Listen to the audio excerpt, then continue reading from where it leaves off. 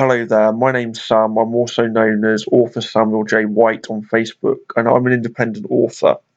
I also like to help out other independent authors by getting their work out there and reviewing it in my videos, as we're about to see here. So, the book I would like to review today, as you can see from the titles, is Tales from Ashen Falls by Paul S Lavender. I'm sorry if you can't understand me very easily, by the way. My accent is from Norfolk, England, which is quite hard for some people to understand, so I'll try to speak clearly. So, the book that I'm reviewing today is Tales from Ashen Falls, which is by Paul S Lavender, as I've said, and it's a spin off from the Orc Slayers series, which Paul has written. So far, I think he's only written one book, but he's working on some more. So this book is made up of four short stories. The first one is called Melrys and the Fading Man. The second one is called The Dove's Head, and the third is called Melrys Investigates, and the fourth is The Scarecrow. First of all, I want to say that I try to read any books that are offered to me and give an honest review, and if I don't like the book, I will say so. So when I was 16, I believe it was actually my 16th birthday, I went out to watch Lord of the Rings thinking this looks amazing. And then I just fell asleep pretty much in the cinema because it was long and boring. And Paul's going to think now that I've said that, and I've compared his book to Lord of the Rings, that I'm going to give it a bad review. Okay, don't worry though, Paul. I wouldn't have gone to all this effort and made this music and this review if I was going to give the book a bad review.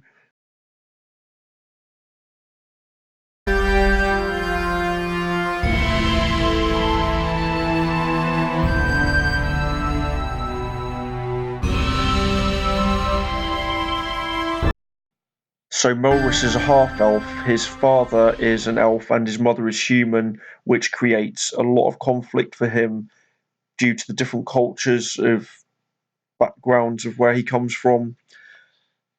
And on his birthday, Melrys is hiding, and while he's hiding, he's taken away by a fairy tale character called the Fading Man. So we know that fairy tale characters exist in this, which is good. It's really quite scary. He's a child and he's been taken away by this fairy tale character, and really interesting story as to how he gets away from this character. I won't go into it because I don't want to spoil the book for people. I just want you to read it. Very good story. So, moving on to the second story in the book, The Dove's Head. The Dove's Head Inn is an inn, obviously. But unlike most inns, it's named The Dove's Head, but it's not talking about the head of a bird. It's talking about a criminal, famous criminal, whose head is actually kept in a box inside of the inn. Now, what made me laugh first about this is the names of the bouncers at the Dove Inn. Pock and Cock. They rhyme pretty well, but Cock makes you think straight away of some bloke with a massive, you know what, and actually it's just a bit of a laugh. It's actually to do with his obsession with chickens and cockerels. In describing Pock, it actually says that his name is Albert, but if you call him Albert, beware, because he'll pull your arms out of their sockets and beat you around the head until he kills you with them. So this is quite a funny story involving these two people, Pock and Cock, and they get in a situation where the head of this mastermind criminal, the Dove, which is in the Dove's Head pub or inn, actually comes to life. And I won't spoil the rest of it for you.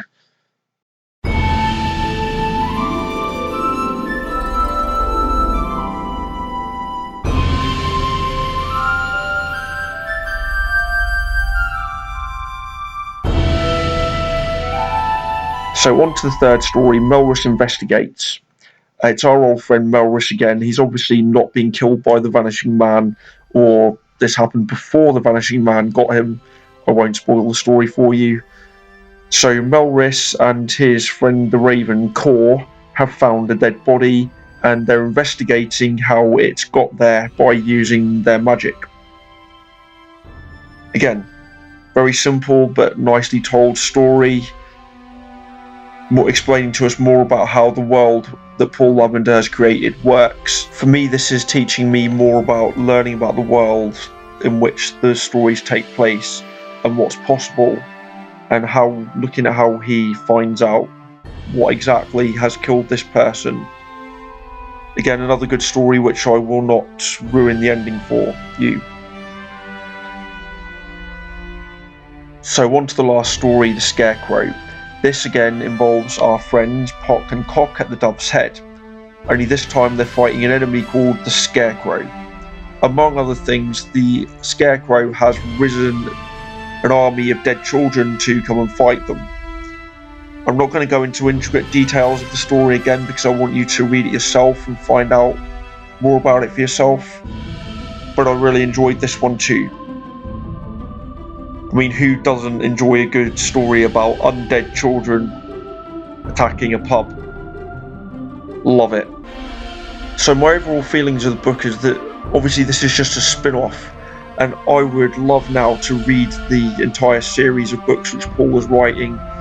The Eighth God is one that's going to be on my reading list. I know he's not actually asked me to review this, but I think I should possibly read that now because I really feel that I like the world that he's created and I feel that he's really going somewhere with it. These stories don't tell the whole thing. These are just little tasters of it, and I'm really looking forward now to reading The Eighth God. Certainly better than Lord of the Rings in my opinion, and that's not just me trying to get brownie points. So for anyone interested in what my books are, what I've done so far, I've written 2 books. One of them's called A Midwinter Night's Dream, The Broccoli, the Stilton and the Haystack, which is a very strange sort of interracial love story set on many planes of reality. And I've written a second book called Derailed and Dispersed, which is about a train crash, but it's much more than that. It's people left out in the wilderness with these monsters and witches and ghosts and everything that are out there. Unfortunately, what has happened to my books is that I've paid for an editor to edit them, and it didn't really work out. So what's happened is I've taken them down from Amazon, and they will be re-edited by a different editor, and they will be coming out hopefully both of them in October. They will be ready to ready to purchase. There'll be more videos on them right around the time, hopefully. But for now, I want you to read Tales from Ashen Falls by Paul S Lavender and The Eighth God by Paul S Lavender. I hope you've enjoyed my video, and if you're still watching, I hope I haven't bored you too much. It's me that's boring and not the book. Thanks a lot, and bye.